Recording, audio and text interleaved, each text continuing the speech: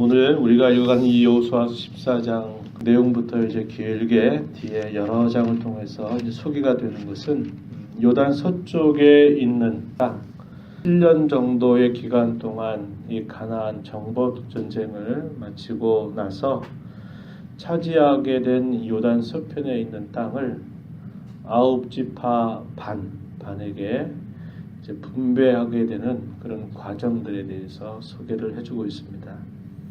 그 땅을 분배한 대표적인 인물들이 어떤 인물들인가 오늘 본문 1절에서 소개하기를 여호수아 역시 여호수아와 그리고 당시의 대제사장이었던 엘르아살 그리고 이스라엘 자손 지파의 족장들 이들이 함께 이 땅을 분배하는 과정에서 참여하게 됩니다. 우리가 어제 살펴봤던 것처럼 하나님께서 각 지파의 그 땅을 분배하시는 것은 그들의 지파, 그들의 가족에 따라서 비례해서 하나님이 그 땅을 분배하신 것이고 구체적인 그런 분배의 방식은 제비를 뽑는 방식으로 뽑게 돼서 어느 누구의 이권이나 어느 누구의 어떤 생각이 반영되지 않고 하나님께 그 모든 것들을 맡기는 그런 방식을 통해서 그 땅을 분배하게 됨을 우리가 살펴봅니다. 그리고 여호수아가 자기의 이제 나이가 많이 늙었지만 그가 죽기 전에 그의 권위하에서 그가 인도하는 과정에서 아직 정복해야 될 그 땅이 많이 남아 있음에도 불구하고 그 땅을 이제 지파에게 다 나누어 주어서 그것으로 인한 여러 분쟁 또 불공평하다 또 서로 다툼이나 이런 싸움이 일어나지 않도록 하나님께서 이런 부분들에 아주 깊이 관여하고 계심을 우리가 보게 되는 겁니다. 그래서 사람들이 할 수 있는 일에 있어서는 가장 대표적인 그런 인도자들이 이렇게 공정을 최대한 기하게 해서 임의적으로 어떤 한 사람에 의해서 되는 방식이 아니고 여기 표현한 것처럼 여호수아와 엘르아살 그리고 각 지파의 족장들이 이 일들에 관여하게 하셨고 그러나 그 모든 일에 대한 결정은 여호와 하나님께 맡기는 그런 형식을 취하게 돼서 그 땅, 요단 서쪽에 있는 땅들을 이제 분배하게 된 그런 모습이었음을 소개해주고 있는 것입니다. 이하의 2절 보게 되면 제비 뽑아서 9지파와 반지파, 므낫세 반지파가 남아있죠. 그리고 여기 르우벤과 갓지파 외에 그 나머지 9지파 그리고 반지파에게 요단 서쪽에 있는 땅들을 자신들의 기업으로 나누어 주었다 이렇게 소개하고 요단 동편 쪽에 있는 땅은 이미 그 정복 전쟁을 하기 전에 이런 두 지파와 반지파에게 이미 기업으로 나누어 주었는데 그것은 모세의 인도하에 있을 때 분배되었다라고 소개하고요. 레위 자손에게는 그들에겐 특별한 기업을 주지 아니했다 이렇게 말하면서 그들에게 주어진 것이 무엇인가 라고 말할 때 4절 중간에 보면 이 땅에서 레위 사람에게 아무 분깃도 주지 아니하고 다만 거주할 성읍들 가축과 재산을 위한 목초지만 주었다. 자, 거주할 성읍 아마 60성읍이 될 겁니다. 각 지파가 이렇게 흩어져 있는 그런 곳에 레위인들이 적당하게 각 지파 속에서 거주하게 하면서 그들의 신앙과 그들의 종교, 하나님과의 관계 그러한 부분들을 위해서 섬기고 봉사하는 직무를 감당하게 됩니다. 그리고 이제 앞으로 이제 세우게 될 예루살렘의 이제 중앙 성소에서 이제 봉사하게 될 그런 경우들도 역시 세움을 받게 될 것입니다. 그리고 그들이 이제 거주할 그런 성읍 그리고 그들의 또 가축이나 재산을 위해서 필요한 목초지만 그들에게 주어진 것이지 땅이 그들에게 이렇게 큰 영역으로 주어지지 않았다.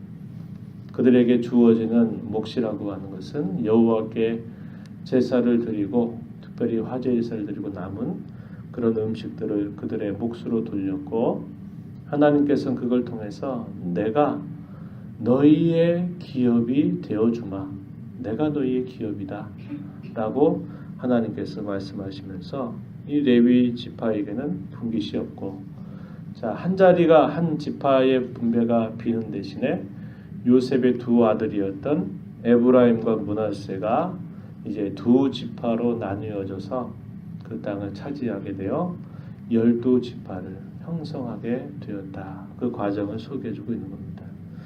레위라고 하는 사람은 어떤 사람이었나요? 우리가 창세기 예전에 읽을 때 보니까 아주 잔인한 그런 성격을 가지고 있었던 사람이었어요. 디나가 그 이방 땅의 추장에게 욕보임을 본 것을 보고는 그들로 하여금 할례를 받게 하는 척 하면서 할례 받아서 그들이 회복되고 있는 동안에 칼을 가지고 잔인하게 다 죽여버리는 일에 이 레위가 함께 동참하게 되죠. 그러면서 이 레위가 성막을 위해서 그들이 구별되게 되는 은총을 입게 됩니다. 요셉에게는 장자의 축복이 주어진 거에 됐어요. 그리고 장자였던 르우벤은 자기 부모의 침상을 더럽힌 일 때문에 장자의 명분을 빼앗겨버리게 되면서 그에게 몫이 돌아갈 2배가 옮겨져 버린 겁니다. 누구에게 옮겨지느냐? 요셉에게 옮겨져요. 그래서 훗날 이 땅에 이제 지파가 형성되는데 레위는 그 지파로부터 빠져서 기업을 받지 못하고 그들은 성막에서 나중에는 성전에서 선교 봉사하는 일에 그들의 자손들이 살게 된 것이고, 요셉의 두 아들이 장자의 축복을 받게 돼서 므낫세와 에브라임의 두 지파를 나누어서 이렇게 형성하게 된다 이 말입니다. 그래서 그런 옛적의 야곱의 시대로부터 그 자손들의 본래 시대로부터 이런 변화가 있게 된 것을 본문 속에서 이렇게 소개해주고 있습니다. 그래서 이 모든 일들이 여호와 하나님께서 모세에게 명령하신 것과 같이 이렇게 또 여호수아에게 명령하신 것과 같이 그 땅이 분배되었다라고 하는 가장 중요한 이야기를 이제 본문 1절부터 5절까지 쭉 소개하고 난 다음에 이제 구체적으로 요단 서편 땅을 이제 분배해가는 과정들이 계속 그 이하의 말씀 속에서 소개가 되고 있다는 겁니다. 그 중에 가장 먼저 등장하는 그런 이야기가 갈렙에 관한 이야기입니다. 갈렙에 관한 이야기인데 이 갈렙은 잘 아는 바와 같이 옛적 벌써 오랜 시간이 흘렀네요. 한 45년 정도의 시간이 흘렀습니다. 그가 약 40세 나이였을 때 여호수아와 함께 가나안 정탐을 하고 나서 이 두 사람은 자신들의 주어져 있는 상황이나 그 현실들보다도 하나님의 약속의 말씀을 붙잡고 하나님 편에서 믿음의 보고를 모세에게 아뢰었던 인물들이죠. 그러나 10지파의 이 지도자들은 굉장히 좋은 땅이긴 하지만 이 가나안의 족속들이 너무나 강대하고 성읍이 높고 견고해서 우리가 그들을 정령할 수가 없을 것이다 라고 하는 부정적인 보고를 드렸던 그런 경우가 있습니다. 그래서 결국 광야 38년이라고 하는 시간 동안 광야에서 징계받고 훈련받는 그런 과정들을 통과했던 거예요. 그때 이 여호수아와 갈렙은 하나님 약속하신 이 땅에 산 증인으로 들어와 있는 겁니다. 출애굽에서 나온 첫 번째 세대 가운데서 이 두 사람 외에는 이 약속의 땅을 들어가지 못하리라고 하나님이 맹세하신 바와 같이 1세대 모든 사람들은 다 광야에서 엎드러지게 되었던 것인데 이 여호수아 갈렙은 하나님이 약속하신 땅을 밟은 유일한 두 사람이다 이 말이죠. 그때에 45년 전 이제 정복 전쟁 한 7년 정도 그리고 또 이 광야길 약 38년이라고 한 시간들이 딱 세보니까 그게 45년이 되는 거죠. 그래서 과거에 있었던 일들에 대한 보고 그리고 이제 그의 나이 85세가 되었을 때 바로 45년 전 모세가 자기에게 해주었던 그 약속을 잊지 않고 그 약속을 되뇌이면서 85세가 된 지금 그는 여전히 힘이 예전과 같이 강건해서 내게 저 산지를 준다면 내가 그 땅을 향해서 나아갈 것입니다. 이런 아주 진취적이고 적극적이고 이런 신앙의 자세를 표하면서 여호수아가 그를 축복하고 그 헤브론에 있는 산지, 그 헤브론 산지를 그에게 기업으로 주어서 마침내 그 땅을 차지하게 되는 그 내용을 설명하고 있습니다. 본문 내용을 좀 더 가서 한번 보시면요. 1절에 한번 가서 보시면 갈렙이 여호수아에게 와서 이렇게 이야기하는 겁니다. 45년 전 그가 40세 나이 때를 회고하는 거예요. 그때가 가데스 바네아에서 가나안 땅을 정탐하게 하였을 때 내가 성실한 마음으로 보고하였다 이렇게 표현했죠. 8절에서는 10지파의 지도자들은 백성의 간담을 높게 하였다. 부정적인 보고를 했지만 나는 내 하나님 여호와께 충성하였다. 하나님의 약속의 말씀을 붙잡고 주어진 그런 상황 때문에 그가 주눅들거나 두려워하거나 떨지 않고 하나님의 약속의 말씀을 붙잡았음을 이야기하고 있는 것입니다. 그때 모세가 약속해 주었던 것 9절 보면 내가 내 하나님 여호와께 충성하였은즉 내 발로 밟는 땅은 영원히 너와 내 자손의 기업이 되리라 이렇게 약속했었다. 그 사실을 잊지 않았다는 거예요. 그 사실을 45년이 지난 지금까지 그는 그 모세를 통해서 하나님이 자신에게 약속하신 것을 그대로 기억하고 있다는 거죠. 너의 발로 밟는 땅은 영원히 너와 내 자손의 기업이 될 것이다. 이 말씀을 기억하는 겁니다.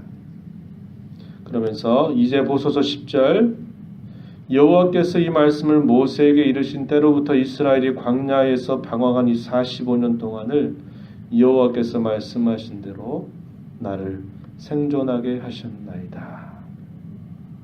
45년 동안 여호와께서 말씀하신 대로 네가 너의 발로 밟는 땅을 너와 내 자손에게 영영한 기업으로 주겠다 하는 그 말씀을 붙잡고 바로 그 말씀하셨던 대로 나를 지금까지 45년 동안 생존하게 하셨다.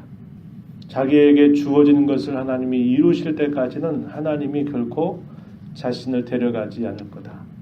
하나님이 자기에게 맡겨주신 일들을 다 할 때까지는 하나님이 나를 분명히 살려주실 것이다 라는 이런 고백을 그리고 지금까지 그렇게 하나님이 해주셨음을 고백하고 있는 겁니다.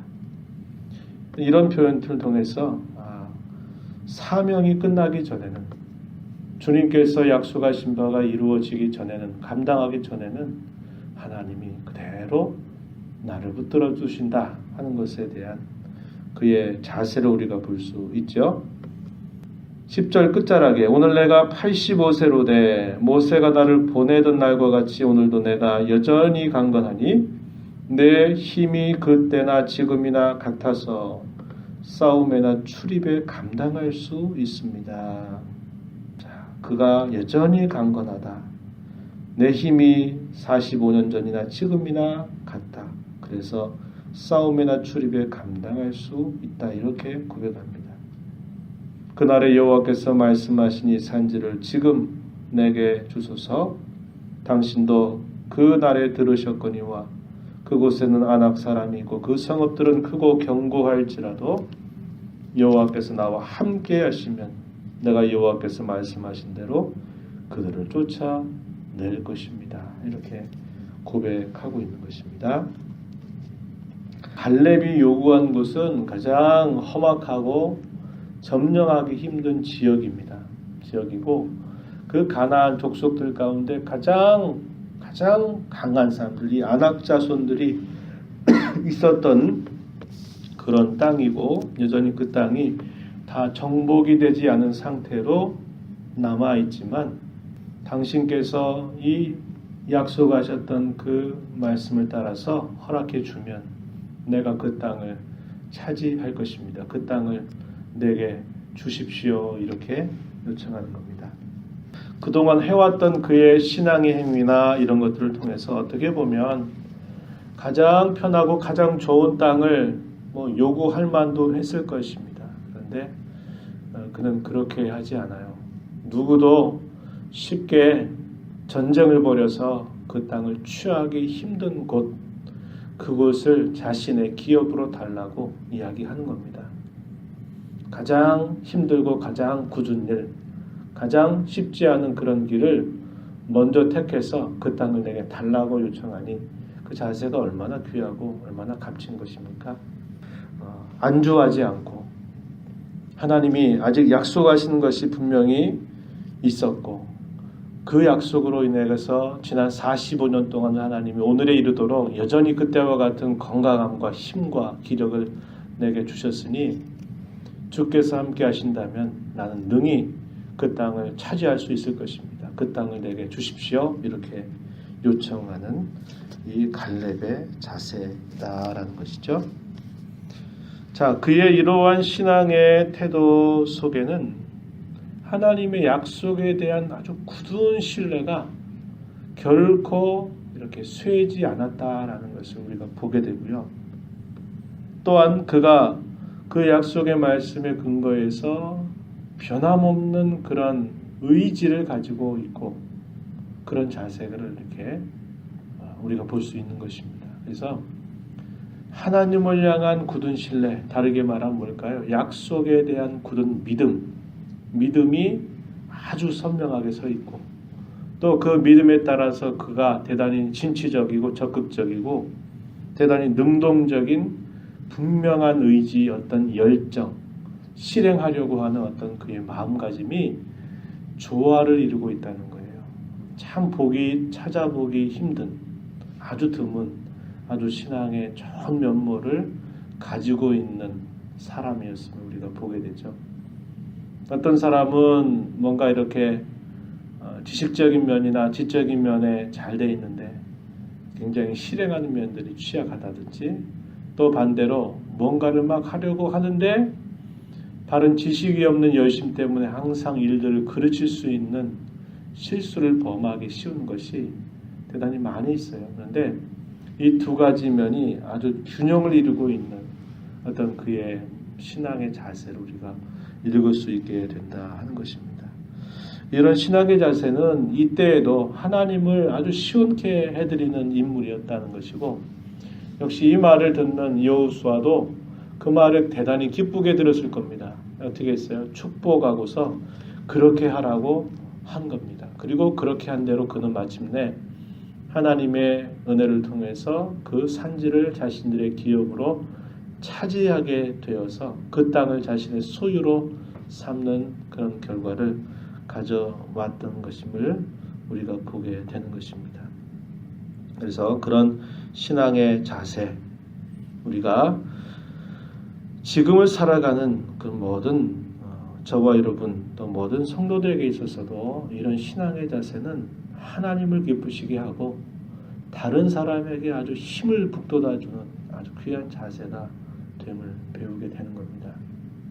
우리가 2017년도를 또 새롭게 주께로부터 받아서 시작하는 이 새해의 첫걸음에 이런 갈렙과 같은 신앙의 자세, 믿음과 확신에 아주 견고하게 서 있으면서 아주 능동적이고 진취적이고 적극적인 신앙의 자세를 우리가 잘 배워서 하나님을 기쁘시게 해드리고 또 많은 성도들에게 큰 힘을 불어넣어주고 용기를 북돋아주고 하는 그런 귀한 신앙의 걸음을 잘 걸어가게 되기를 진심으로 축복합니다.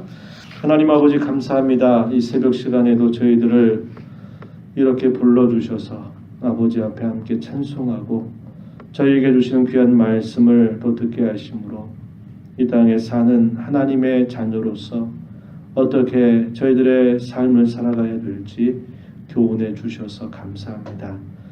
하나님 아버지, 누구나 다 안주하고 싶은 그런 마음이 있지만 그러나 안주하지 않고 하나님을 향한 굳은 약속과 신뢰를 분명하게 가지고 있으면서 끊임없이 앞을 향해서 전진해 가려고 하는 진취적이고 적극적인 이런 신앙의 자세를 가진 갈렙의 모습을 저희가 봅니다.